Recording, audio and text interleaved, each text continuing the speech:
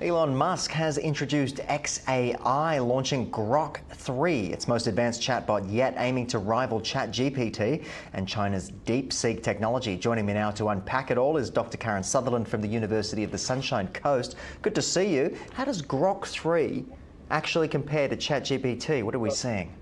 This is what Elon Musk is saying. I have yet to really put it through its paces. However, what Musk is saying is that its reasoning is on a much deeper level.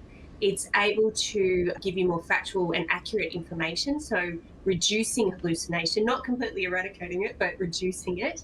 And I think he's making it available to people who just have normal X accounts. And if you have a pro account, you get more, you get to use it more. But yeah, it's highly accessible now as well for free. Yeah, so and it can do images and text like it used to do. But it can also search the web and give you real-time information. But also it uses information from X as well to draw on that information to provide you with more. Interesting. That could either be really chaotic, that chaotic town centre that we know that X has become. So what's next for XAI within the AI arms race when it comes to things like OpenAI, DeepSeek, etc.? It's certainly heating up. Oh, absolutely. And I think I heard too, I don't know, I have to double check this information, but I saw a report today that said OpenAI is actually reducing some of its guardrails in terms of topics that you can get information generated about on its platform. So it's minimizing and loosening those. It's going to be interesting but a bit frightening what's happening as they're all competing.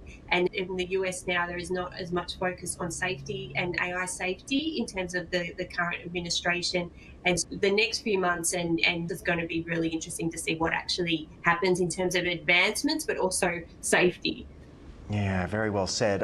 India's top music labels, including T-Series and Sony, have also filed a copyright lawsuit against OpenAI, accusing it of using Bollywood songs without permission to train its AI models. This is interesting. Yes, and this is actually a common, I guess, issue many organisations are having with OpenAI and also other AI tools as well. It's that they're using what they say publicly available information to train the models on, but it doesn't mean it's not copyrighted and it doesn't mean that it's free to use. And so now, yes, India's top music labels are taking OpenAI to court saying that it trained it on their music, but also lyrics. Yeah, and the similar case is actually happening in Germany on a similar issue around music.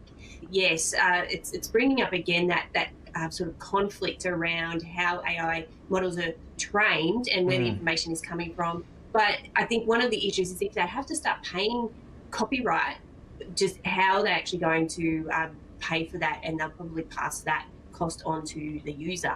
We need to train the models, but we also need to adhere to copyright. Yeah, it's the very definition of a double-edged sword. So how has OpenAI responded to those copyright concerns? Are they taking them seriously? They're saying it's public information, so it's fair use. But as I said, because you can actually access it in the public sphere, doesn't mean it isn't owned by someone else. So we'll see, interestingly, how that case plays out, because I think it might set a precedent of what happens next and how AI models are supposed to be trained. Dr. Karen Sutherland, thank you for your time as always. I'll speak to you again next week as this continues to unfold right before our eyes at rapid speed. Absolutely.